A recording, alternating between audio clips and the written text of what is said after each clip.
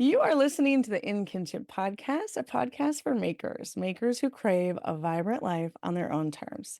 I'm your host, Tina Vandenberg, and today, on one of our special live episodes, I have the pleasure of talking with Nan Webb, the cloth merchant. I love that term that you have on your website, by the name of Bolt and Spool.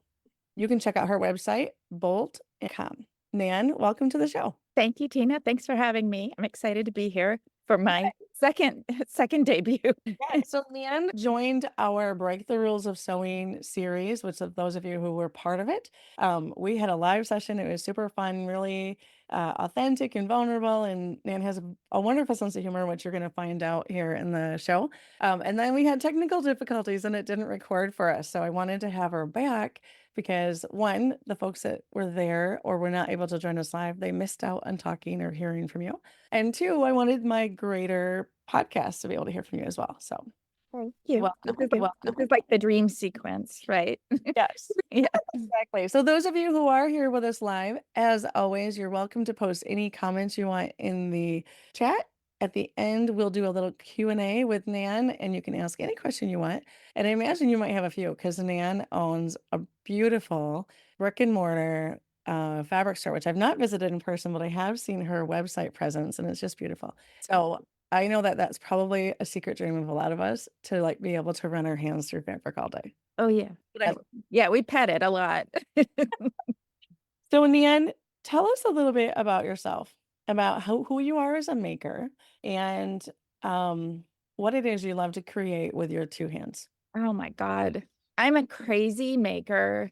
I like to do everything, but the one thing that seems to have been consistent throughout my life has been sewing. I never seem to get tired of it. I might take breaks or do different things with sewing. Maybe I need a quick win and I'll make a little zipper pouch or an apron. But I have really bad ADHD, so I tend to start and stop and pick up, and I've got my hands in any number of projects at the same time. But I just recently read that that's a really cool thing because it's not that you do have a bunch of projects started, but you go back to them based on your energy level. So maybe you've got a lot of energy and you feel like, oh, I'm going to tackle something big that takes a lot of thought or precision. So maybe you make a coat or something tailored, or you just need that. I just have to make something really fast. And so you just pick something up maybe that you started a while ago and just do a few stitches on like handwork or something. So Yeah. I love that you invited me on initially for the Break the Rules because I really don't follow rules. I always hated being told what to do.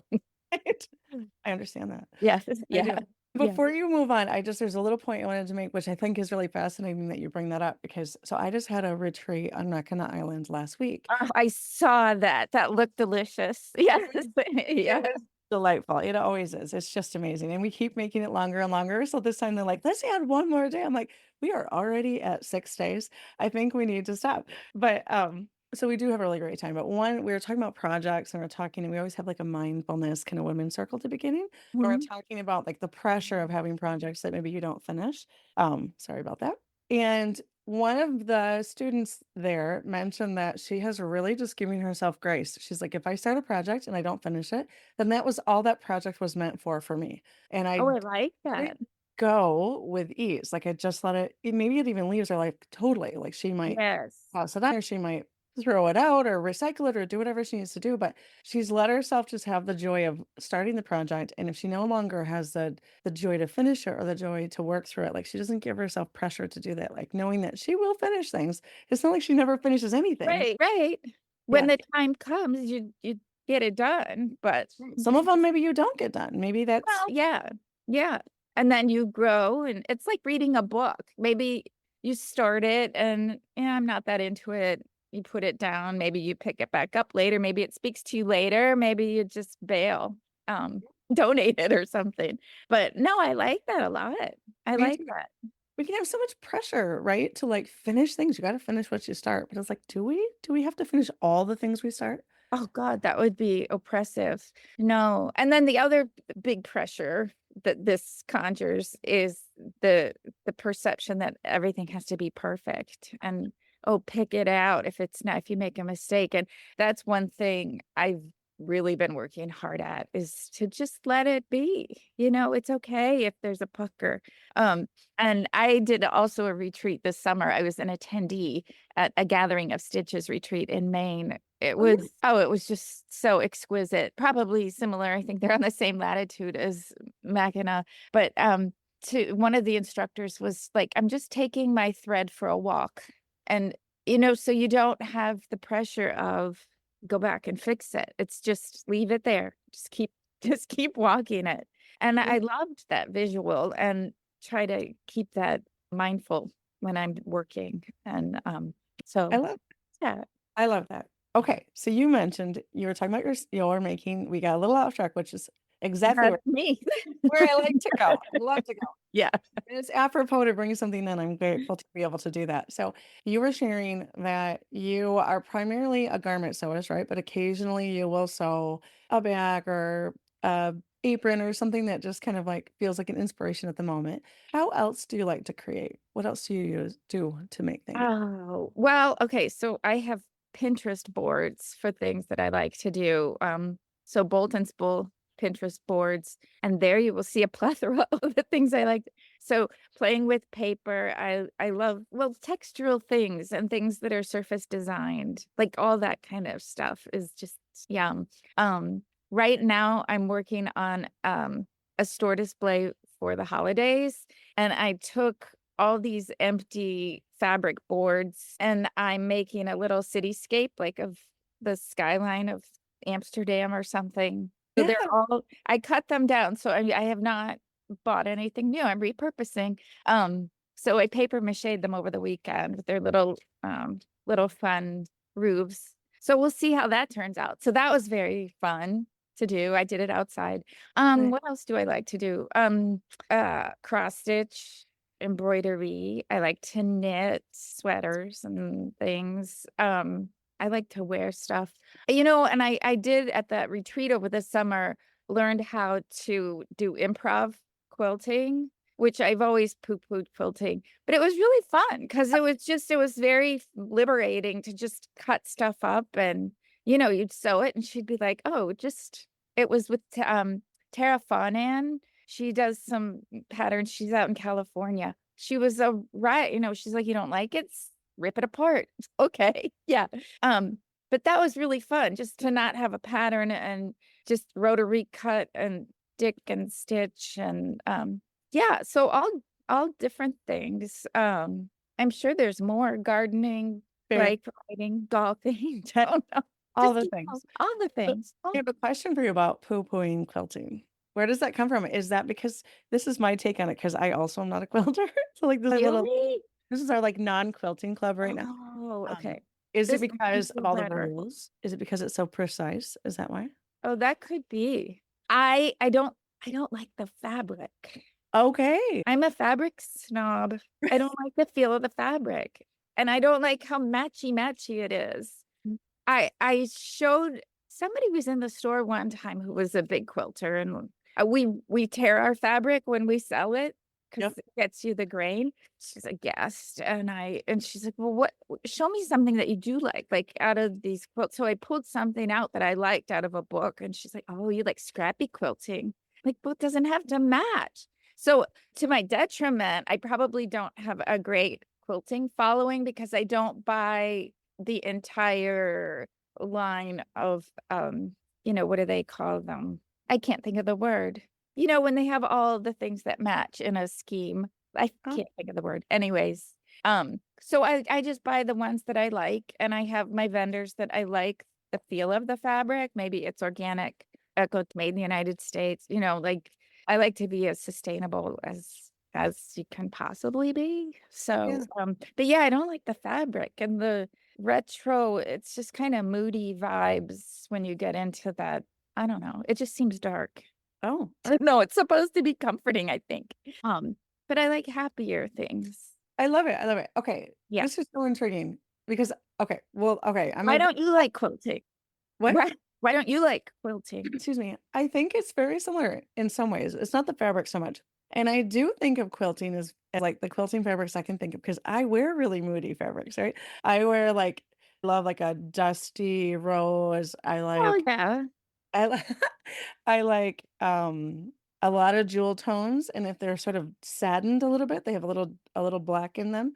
That's actually one of my favorite colorways as well, so it's interesting. So I think of quilts as, like, sometimes they have so much color that I find them Oh, sort of overwhelming that way, but really, scrap quilts are my favorite as well, so that's kind of interesting. I don't always love all the patterns. Occasionally, I'll see a quilt that maybe has a white background and it's using texture, so maybe it has all the pieces, but they're all, like, in a white, and they just have a few pops of yes. color here and there. I find those really attractive. I agree. Yeah. So, I think they're too busy for me, honestly. Mhm. Typically.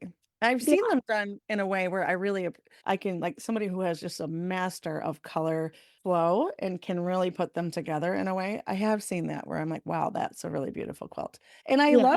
I love my grandmother quilted. I love her quilts that might still exist, and I made a Yeah. And else attached to that yeah, too, something sentimental. yeah, Oh, well, I do like so one of the instructors that I met over because I took this because I wanted to learn about the quilting and stuff, but I also took it because this wonderful woman, Sarah Hibbert, she has Quilting Cornerstone, and her things are beautiful if anybody wants to look her up. Quilting Cornerstone, she's a British woman, just absolutely lovely. And she uses linen in her quilts. yeah, So not as much going on, but she has little pops of color similar to what you were saying. So yeah. the textures are lovely and it's very purpose, but not what she does. I don't know. People can look her up. Yeah, we're gonna They're not link looking at looking at me, but um yeah, so her things were beautiful. The other thing with the actual act of quilting is the mess it makes. There are all these little tiny pieces and there's a lot to clean up, right? I can see you that. know? Yeah. So yeah. Yeah, I could see that.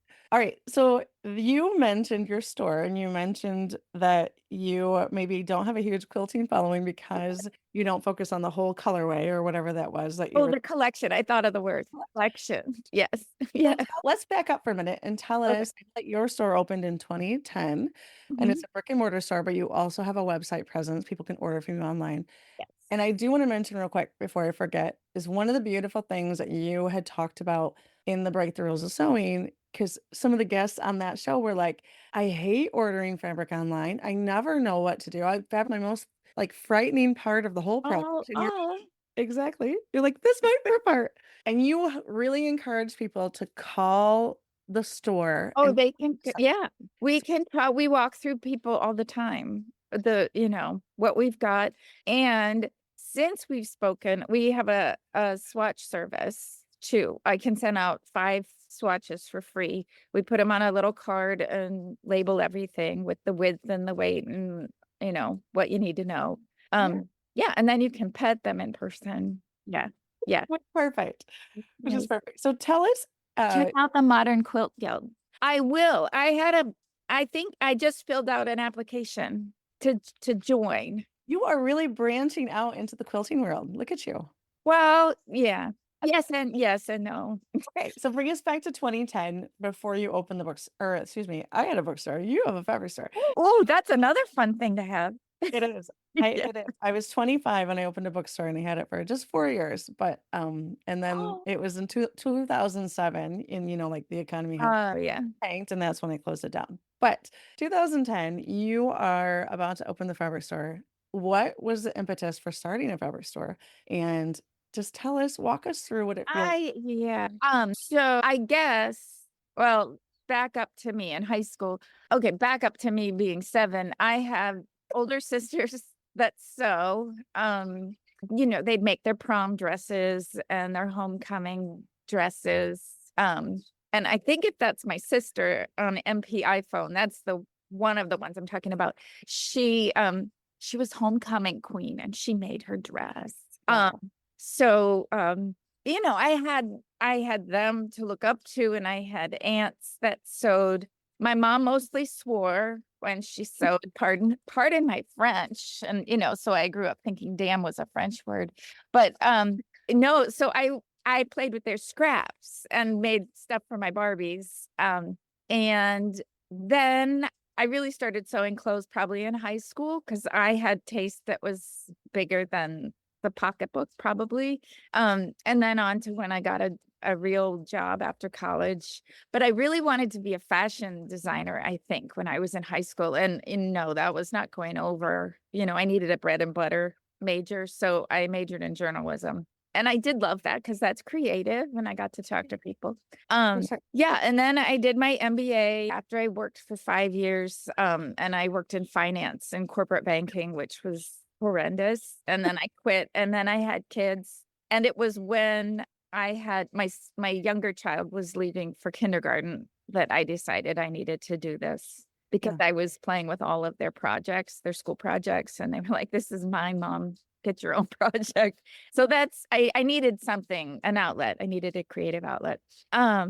But we would also my husband, he's an orthodontist, but he lectures all over the world. He's a professor as well, and he invents appliances, braces, and all different things. So he lectures all over the world. And we would travel with him, and oh my God, the fabrics and the clothes in Spain and Italy and just everywhere were so Oh, gorgeous, but you couldn't even make them here because you couldn't find the fabric to sew them with. right. And I think it was also on the cusp of like the big knitting boom that had happened and sewing was just starting back Mhm. up that hill. Because the year I launched, I think Merchant and Mills also launched and Deer and Doe patterns. Yeah. Like there were all these indie sewing patterns that were also just starting out at the time. And so it was kind of this serendipitous adventure. And I would go to bed at night and I would picture ribbon and colors and just kind of manifested it. And then, yeah, and then this little space opened about 5 minutes from here in our University Circle area, Little Italy of Cleveland. And it was perfect. It was just like a size that was doable for me. And then we've grown since then. But yeah, yeah. So now I have all those things I always wanted and beautiful fabrics from Europe and, India and South America. And yeah, it's exciting. I have so many questions for you. But first, Okay. first question that came up is, are you still in the same building that you were when you began? I am. There was a little room. So it's an old schoolhouse. Mhm. So as you can imagine, there's lots of rooms. Um, and at the time there were more boutiques in there. Now it's mostly like artist galleries and architects and a marketing firm or two. Um, but I moved up the hall and I now have 3 rooms that are connected and I'm right on the front porch. And what's fun about it, well, it's in Little Italy, so of course it smells good all the time. But there's the church bells from Holy Rosary Church. So you kind of feel like you're in Italy and we're on a cobblestone street, which is fun. But we get all the influx of international people and visitors to the Cleveland Clinic and the art museum. And I just love it when people come in purposefully, like they find me and then they're like, "Oh, we're going to the art museum after this, or we're going to the Rock Hall." So I put myself on par with those big attractions in Cleveland. Um, but it's Nice. nice because we do get a lot of visitors, but then we're a destination for like the Heights area. There's Shaker Heights and Cleveland Heights, which is just up the hill where I am right now. Um, and if they need thread or elastic or something, they don't need to travel far to one of the big box stores to get it. So, Right.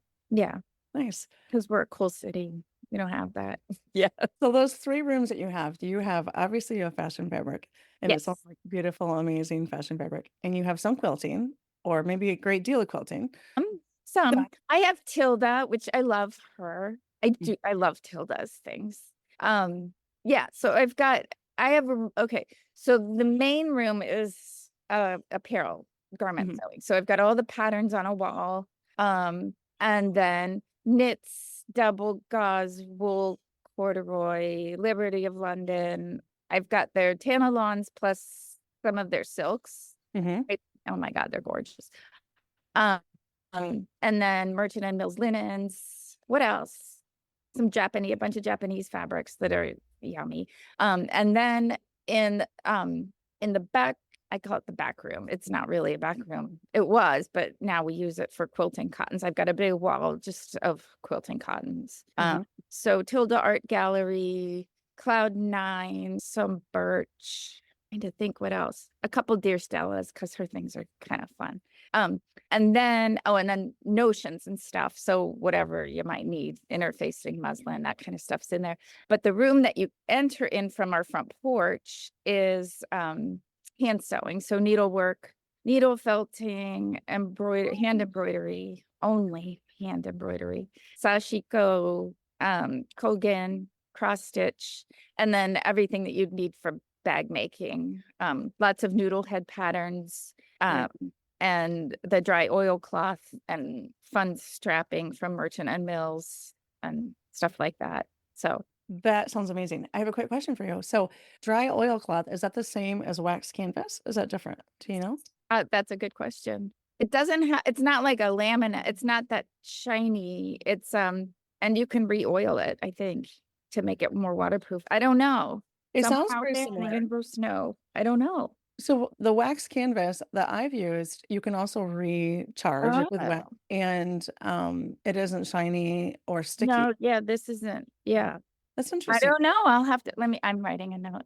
Okay, excellent. Waxed canvas. So, what has surprised you about owning a fabric store? The fact that I still get nervous going to work, I don't know. I think I'm like an introvert extrovert kind of person. Yeah, Like I'm a little nervous talking to you, but I don't know. I get anxious because I'm afraid somebody's going to ask me something I don't know. And I don't like to teach because of that, I think, because I'm yeah. self-taught. I never had, this summer was the first time I had real sewing lessons from the instructors at camp. So yeah. Um, but it's funny because I surprise myself that I do know stuff when people ask me. Right. And that's like, I knew that. I have no doubt. Yeah. So you Yeah. said you pet the fabric often. So like tell us about because I know that there are other people out there that would this is like, some kind of a latent dream so tell us like I just imagine you with maybe a glass of wine or a cup of tea or coffee and you're like petting the fabric and you're laying it over and you're looking at the drape and you're right. Oh, yes. Is that how it goes? And it's just like maybe there are Oh, butterflies. every day we get the wine out. Well, we do get wine out. We have open sewing sessions. And we alternate mornings and evenings on Tuesdays, and they're free. But in the evening, we do get wine out. And maybe toward the holiday, we'll have some in the morning. We'll do little mimosa bellinis. Yeah, well, I think what started it was we had this faux fur, this bolt of faux fur, and I need to get it back because it's amazing. It feels like rabbit fur, but it's polyester, which it's plastic, I know. But it was so big, like it wouldn't fit on a shelf. And so we had it in a basket. And I swear to God, every child that came in was like, come in and just hug the bolt of fabric. Right. Yeah. And so then we just started calling, feeling it. We were just petting the fabric. But Right. yeah, because it's like, if you like it, that's what you want to do. Yeah. So Yeah. yeah. So what are your favorite things to sew? I'm in the garment section. Like, do you typically sew from patterns? Do you do any? I do because well, okay. So I felt the need to wear stuff that I made because Of course. this is a Merchant and Mills. Yeah. So I like to sew easy things because, I got to get it done or it might not get done. So this is a Merchant and Mills. This is their, I don't know. Can you guys see it? Yeah. The, that pre-quilted stuff that they have. Yeah, you've seen it. Probably. I don't. Yeah. It looks like a double gauze. Is it a double gauze? But it's pre-quilted I don't have glass. I've got my sunglasses. some they're prescriptions, so you can see. It could be, but it's like a quilted, I think they call it a quilted cotton. It's just here. Let me get up close. Quilted. Oh, But it's one of their sweatshirt patterns, but I didn't use cuffs. I just folded it in. Oh, there's Liberty peeking out. That's what I like to use the Liberty for, is little fun presents for yourself. And then I used their cord because I didn't want to I thought it was dressier. Can you guys see this? I yeah. put one of those little cord stops on it to cinch it in so you can bring it in. And then these pants, I'm going to get up on my chair. I love it. These are pajama pants, but I since made them out of nice linen. I just Yeah. wear them out. But I did draft these myself. So Mm. yeah. What about your shirt? Is that homemade as well? No, that's from Madewell. Delightful. I could do a t-shirt if I want. Mm. Yeah, oh, you know what? Though I made, 100 acts of sewing because people, this is what surprises me. Okay, as much as I have this self-confidence thing, I'm not afraid to just try stuff. The Mhm. number of people that are so afraid to try to sew, and I don't know.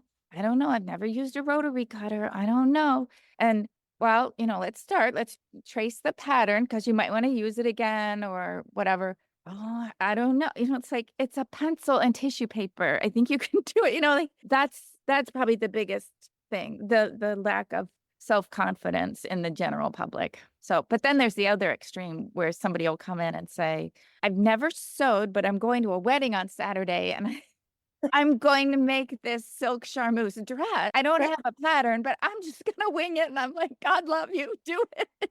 right. So, You never know what can happen. yeah, I know, kinda crazy, but So one of the things I hear so often from my students is a fear of cutting into precious fabric, right? Because fabric is expensive and it's hard to sometimes it's hard to make that first cut. And so yeah, like that will be the thing that stops them. Does that ever stop you? no, no. I mean, if that's stopping, people make a muslin first or do a little practice if Yeah, that's what's scary, but no, nice. no. I love it. I imagine because it's sort of along those lines of right, you just have to jump in, right? And if you Oh, are yeah. working something that you love, like your chance of creating something that you love is going to be so much higher. If you're already working with a fabric that you adore the Oh, feel I think so. of. A nicer fabric is way more forgiving than and then if you do make a mistake, no one's looking at it because the fabric is nice. And if you look at stuff that you buy at the store, no, there's goofs all the way through. Like stuff doesn't line up or the buttonholes are wonky or Yeah, yeah. give yourself some grace. Yeah. Yeah. So you said earlier that you hate rules. And I know that when we talked on the breakthroughs of sewing, you shared your process. And I believe if I remember correctly, this was back in April. So many of us start from different directions, right? Like I typically will start from a design aspect. Like I'll decide I want a dress that feels like this, looks like that. I'm typically a dress wearer, so that's usually what it is. Okay. Yeah.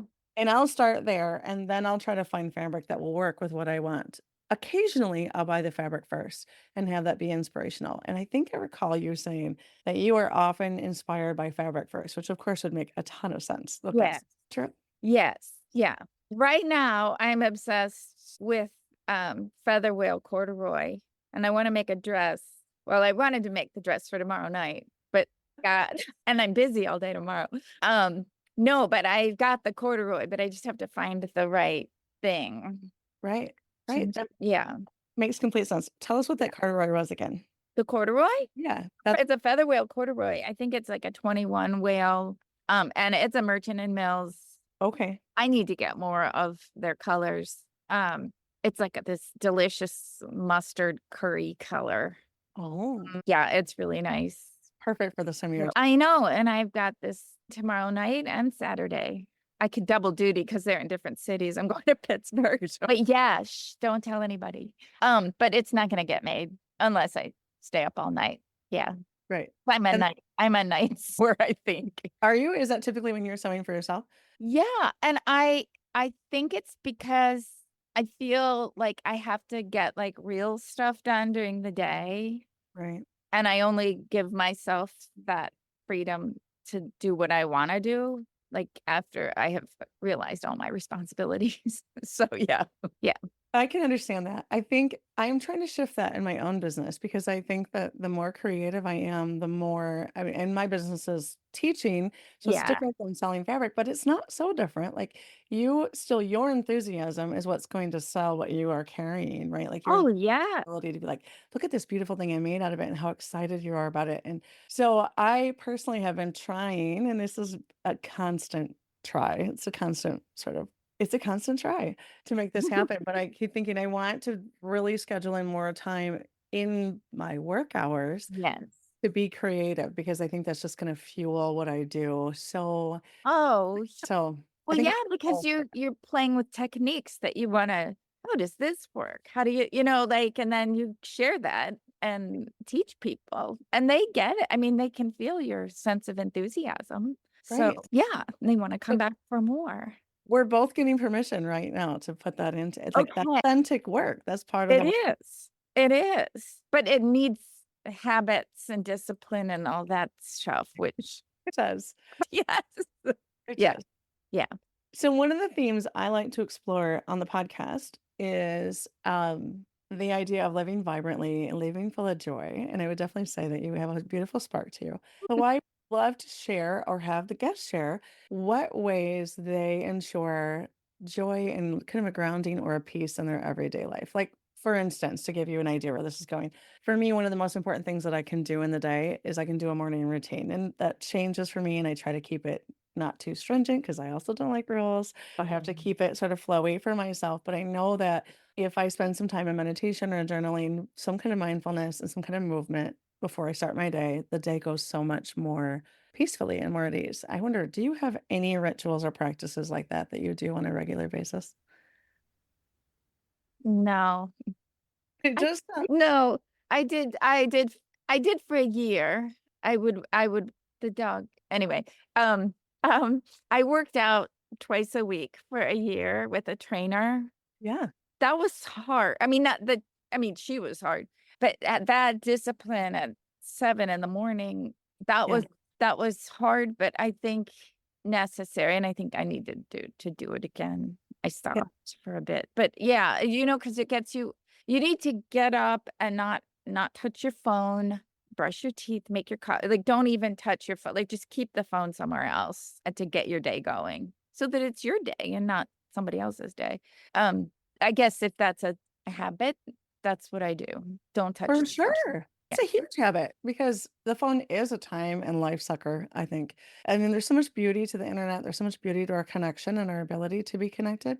But I think that particularly the phone, it can just, I don't know how many times, and even somebody who's trying to live very mindfully and have all these things in place, I don't know how many times I have had like an hour after I put my boy to bed before I want to go to bed, and I'm going to read, I'm going to watch this video that Mhm. has purpose. Like I'm purposely going to do something. Yes. And I go to check something on my phone, and pretty soon it's like 11 o'clock. I'm like, Yes, yes. No, it's hard. it It's hard is. to not do that. Like, there was a day last week when I woke up, and I wake up to the radio, to NPR, and my phone happened to be on the nightstand, which I don't normally keep it there, and it was like I had to stop myself, I'm like, "No, don't touch it. Don't touch it. Just Yeah. leave it there, go make coffee with the dog," like, get the kids up, whatever. Yeah.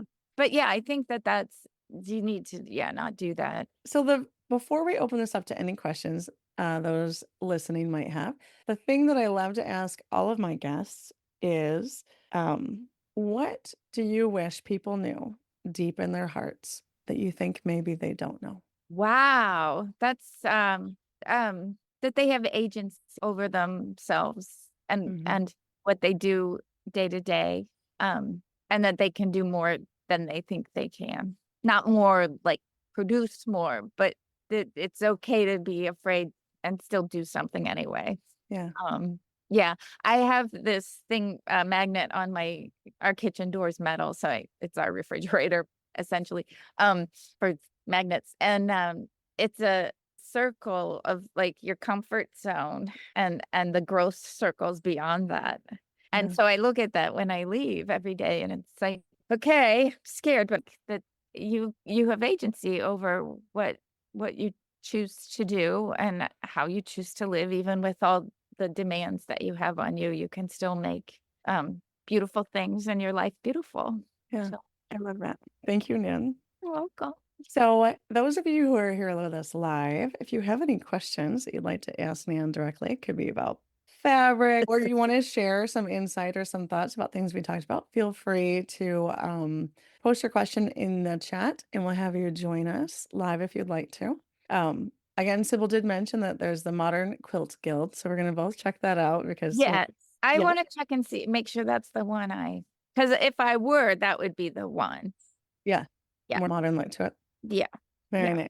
And so while people might be formulating their questions, Nan, what are you working on right now? I mean, obviously not the corduroy dress for tomorrow Not the night. corduroy dress. Um, oh, I know what I'm working on because the fabric's in the dryer. I put it in the wash last night. My niece owns a toy store here in town. It's the Oh, most amazing toy store. It's like the Apple store for children. Like this place is amazing. It's called Play, SIL, like the French spelling, but PLAY.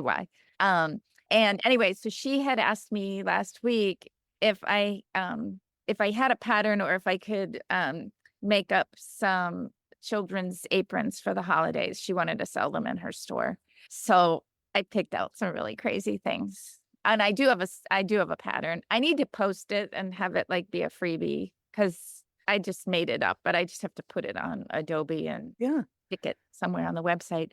But so that's what I was going to do this afternoon is whip up some kids aprons for her shop. Very nice. What kind of fabrics are you using for those?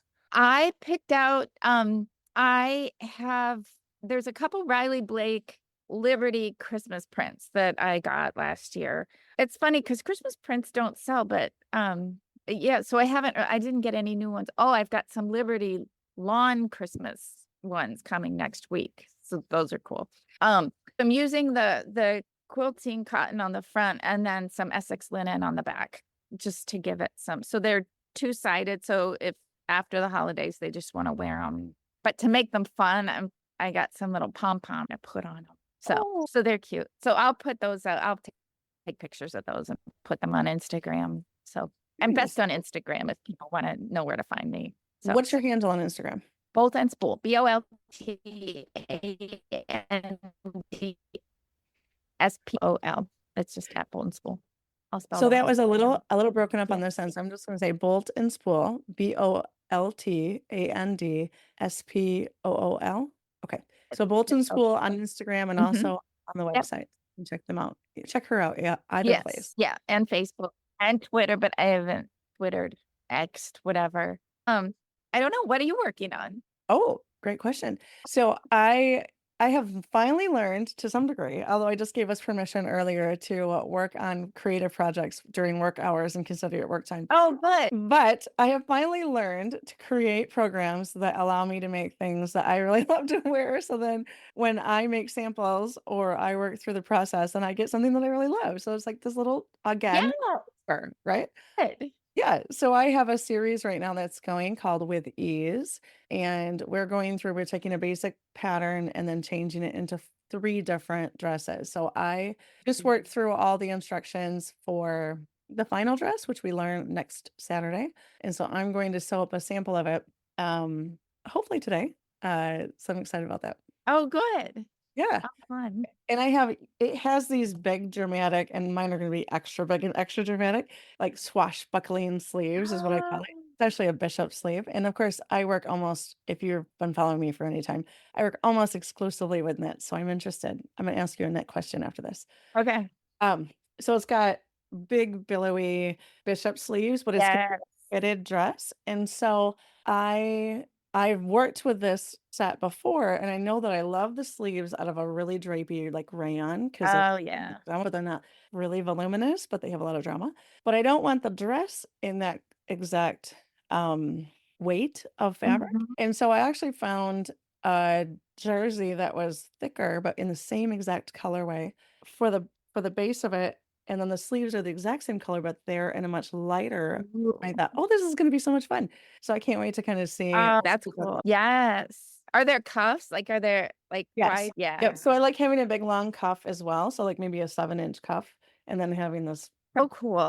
Oh, it's so fun. Okay. For that. Tell me about the knits that you carry. What are your favorite knits that you carry at the store? So Mm. I'm like a newer knit sewist. I think we have some bamboo. Mhm. And that's really fun and drapey. And I got a couple of Liberty knits, but they didn't have very much stretch Stretch. to them. So, I think I have just one colorway in that knit. But I like cotton, just for tops. Like if you use it for bottoms, like the knees stick out, like there's not much recovery if you use them for bottoms, unless they've got some decent spandex in them. Right. So, Right. but Very. yeah. So Like, the yeah. Liberty Oh, and knits, Pontes are nice. those are very fun. The Liberty knits that you carry, are they printed? I'm guessing. Does Liberty do Yeah, any I just have more? one. Yeah, and I can't find them. I don't know if they stopped because they used to have corduroy also that I had. Um, and I should ask her, email them and ask. So, So but yeah, they're printed. right, right. Nan, your internet just cut out on us just for a moment again. So you said they used to have corduroy, but you can't find them now. Is that what you're saying? Yeah, they haven't had them on their platform lately.